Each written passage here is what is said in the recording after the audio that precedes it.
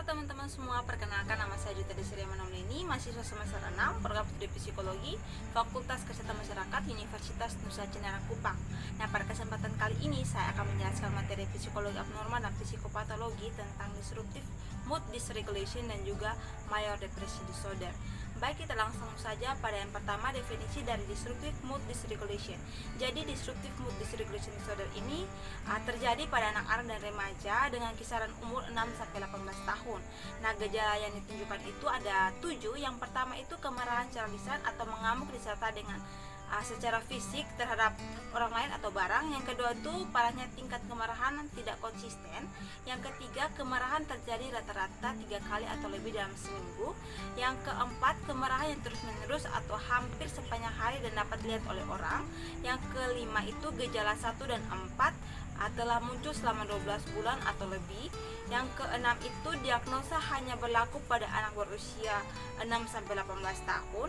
Yang ketujuh, gejala tidak disebabkan oleh efek fisiologis dari suatu obat ataupun kondisi medis atau neurologis.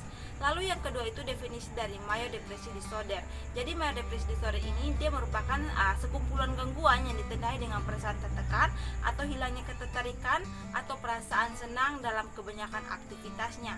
Nah, gejalanya itu berupa perasaan tidak berharga atau bersalah, gagasan untuk bunuh diri, percobaan bunuh diri, agitasi psikomotor atau kelembaban psikomotor, insomnia atau hipersomnia, penurunan atau peningkatan berat badan, terganggunya konsentrasi berpikir, kesulitan berpikir, dan yang terakhir itu ada kehilangan berat badan. Lalu selanjutnya itu ada karakteristik disruptive mood dysregulation disorder. Itu dibagi menjadi 3 bagian. Yang pertama itu kemampuan yang tidak terbatas untuk mengatur emosi atau mengontrol emosi. Yang kedua itu hambatan motorik yang buruk. Yang ketiga itu menunjukkan fleksibilitas kognitif yang berkurang. Selanjutnya ada gejala awal dari disruptive mood dysregulation. Itu dibagi menjadi 4. Yang pertama itu ledakan emosi yang parah. Itu baik berupa perilaku variabel maupun perilaku. Itu kurang lebih 3 kali per minggu. Yang kedua, ledakan atau amukan yang telah berlangsung setidaknya 12 bulan. Yang ketiga itu suasana hati yang mudah tersinggung atau marah hampir sepanjang hari atau hampir setiap hari. Yang keempat, kesulitan berfungsi karena mudah tersinggung di lebih dari satu tempat, di rumah, di sekolah, dan dengan teman sebaya. Selanjutnya karakteristik dan juga gejala awal dari major depressive disorder. Yang pertama itu hilangnya ketertarikan atau kesenangan akan aktivitas yang biasanya dilakukan. Yang kedua, gangguan depresi mayor didiagnosa berdasarkan munculnya kurang lebih episode depresi mayor tanpa adanya riwayat episode manik atau hipomanik. Yang ketiga, depresi mayor khususnya pada episode yang lebih berat dapat disertai dengan ciri psikosis seperti delusi bahwa tubuhnya digoroti penyakit dan dapat mengalami halusinasi seperti mendengar suara-suara orang lain atau iblis yang mengutuk mereka atas kesalahan yang mereka persepsikan. Selanjutnya ada gejala awal dari major depressive disorder. Yang pertama itu ada hilangnya minat dan juga perasaan depresi. Yang kedua, gangguan nafsu makan, gangguan berat badan, gangguan tidur, gangguan konsentrasi. Yang ketiga, perubahan psikomotor, kehilangan energi, tidak berharga dan rasa bersalah. Yang keempat, perubahan suasana hati disertai kehilangan minat serta perasaan tidak berharga atau bersalah menjadi syarat untuk mendiagnosa depresi major disorder. Dan yang terakhir itu ada keraguan dan pikiran tentang kematian atau bunuh diri. Nah, selanjutnya ada penyebab dari mood regulation disorder. Yang pertama itu kematian orang yang dicintai atau perasaan sedih yang teramat sangat. Yang kedua, akhir dari sebuah hubungan atau pernikahan atau diagnosa penyakit. Yang ketiga, perjuangan dalam sebuah hubungan. Yang keempat, tidak ada peristiwa besar dalam hidup. Yang kelima, kesedihan berkepanjangan yang disebabkan karena ditinggal orang-orang terkasih. Yang keenam, perselisihan interpersonal disebabkan perjuangan, pertengkaran ataupun ketidaksepakatan dengan anggota keluarga atau orang terdekat secara terus-menerus. Dan yang terakhir itu ada transisi, yaitu terjadinya perubahan dalam kehidupan seseorang yang menyebabkan depresi.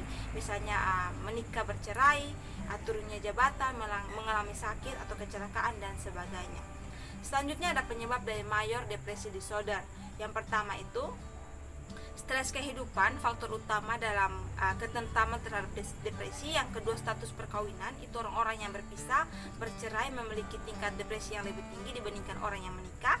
Yang ketiga, jenis kelamin, biasanya wanita itu dua kali lipat lebih berisiko untuk terkena major depresi disorder. Dan yang terakhir itu usia, depresi umumnya turun dengan usia. Selanjutnya ada penanganan disruptive mood dysregulation, dibagi menjadi 3 bagian.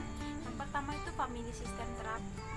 Yang pertama itu terapi ini berfokus pada interaksi antara anggota keluarga dan melihat anggota keluarga sebagai satu kesatuan bukan individu.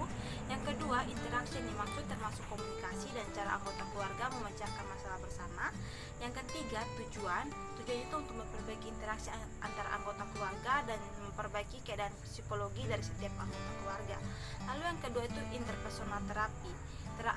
Interpersonal terapi ini untuk penderita depresi yang mengalami masalah interpersonal yang berasal dari diri sendiri dan berasal dari hubungan dalam keluarga yang terdekat.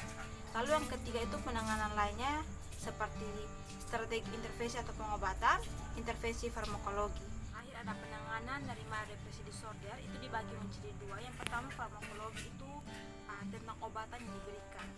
Yang pertama itu selective serotonin reuptake inhibitors atau SSRI. Nah, SSRI ini dia bekerja dengan menghambat pemecahan serotonin dengan meningkatkan jumlah serotonin di otak. Nah, serotonin adalah zat kimia otak yang diyakini bertanggung jawab untuk mengatur suasana hati, sehingga meningkatkan mood dan menghasilkan pola tidur yang sehat. Lalu yang kedua ada obat-obatan lain, itu seperti antidepresan, tricyclic, dan obat-obatan yang dikenal sebagai antidepresan, antipikal, dan yang dapat digunakan. Yang kedua itu ada psikoterapi. Nah, psikoterapi dikenal sebagai terapi psikologi atau terapi bicara yang dapat menjadi pengobatan yang efektif untuk orang dengan gangguan depresi mayor.